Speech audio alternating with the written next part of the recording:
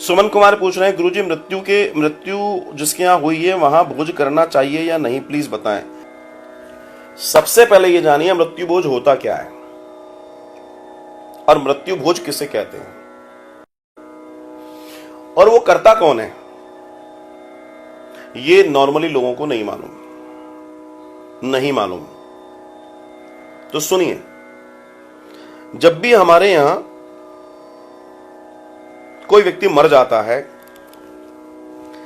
तो उसका क्रिया कर्म शुद्धि अशुद्धि ये सब करते करते हमको 12 दिन हो जाते हैं और 13वें दिन तक हमारा चलता है।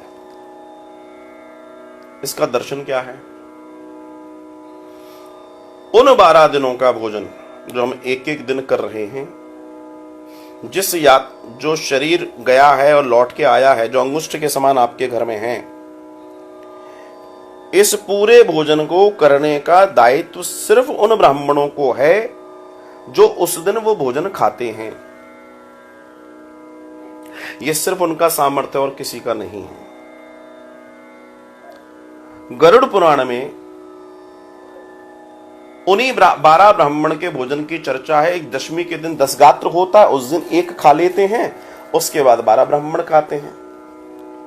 इसके अलावा कोई मृत्यु भोज की चर्चा हमारे शास्त्रों में नहीं है।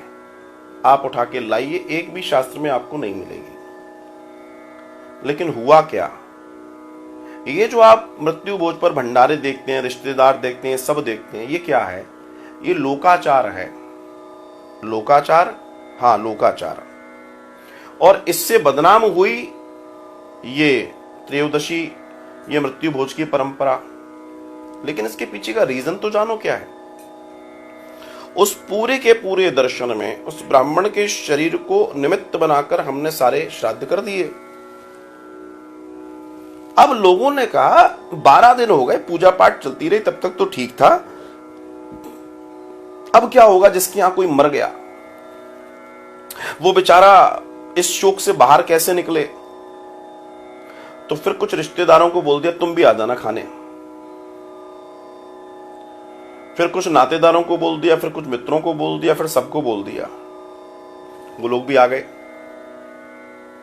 लेकिन वो लोग जो भोजन खाने आए हैं वो भोजन कौन सा है, ये और सुनो। जब 12वीं या 13वीं होती है उस दिन हमारे यहां रसम पगड़ी होती है। मतलब मुखिया चुना जाता है, उसके सर पर पगड़ी बांधी जाती है, या उसको रस्म पगड़ी भी कहते हैं, और उसे मुखिया नियुक्त किया जाता है।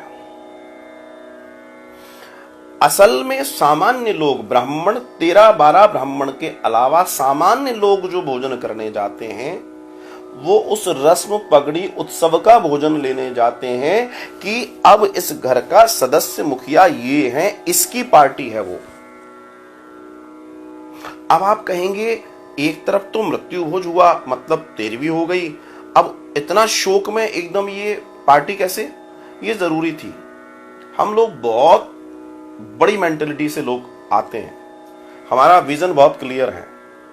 एक व्यक्ति के यहां जब शोक संतप्तता है, ऐसा माहौल क्रिएट करना बहुत जरूरी है कि जब 50 लोग आएंगे, 100 लोग आएंगे, तो 50 लोगों से बात करेगा, मिलेगा, खिलेगा, एक दूसरे से बात करके उसका दिल हल्का होगा, समाज के लोग उससे मिलेंगे। इसलिए रस्म पगड़ी के भोजन की चर्चा है। लेकिन रस्म पगड़ी के भोजन को 13वीं के साथ जोड़ दिया गया।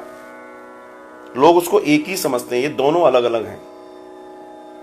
13वीं का भोजन, जो 13वीं का भोजन है वो ब्राह्मण के अलावा कोई खा ही नहीं सकता, और ब्राह्मण में भी वो जो 13वीं का भोजन खा सकते हैं, हर कोई नहीं खा सकता। ब्राह्मण में भी हर कोई नहीं खा सकता, ना खाता है। वो भी वही खाएंगे जो खाते आए हैं, वो खा रहे हैं। उनका वो भी एक विशेष दर्जा है, विशेष दर्शन है उसका भी। तो आप कौन सा भोजन खाएंगे? आप खाएंगे उस पगड़ी उत्सव का भोजन। ये दोनों भोजन अलग अलग हैं। अब इस पगड़ी उत्सव को लोगों ने इतना बवंडर कर दिया कि गांव के गांव नौत रहे हैं, 2-2 हजार 5-5 हजार, इसमें लोग लुटने लगे, लोगों के घर बिकने लगे। तो इस पर प्रतिबंध लगाया। लेकिन जो नाम लिया गया कि मृत्यु भोज पर प्रतिबंध, ये गलत है। असल में ये प्रक्रिया है ही नहीं है, हमारे यहां शास्त्र कहता है।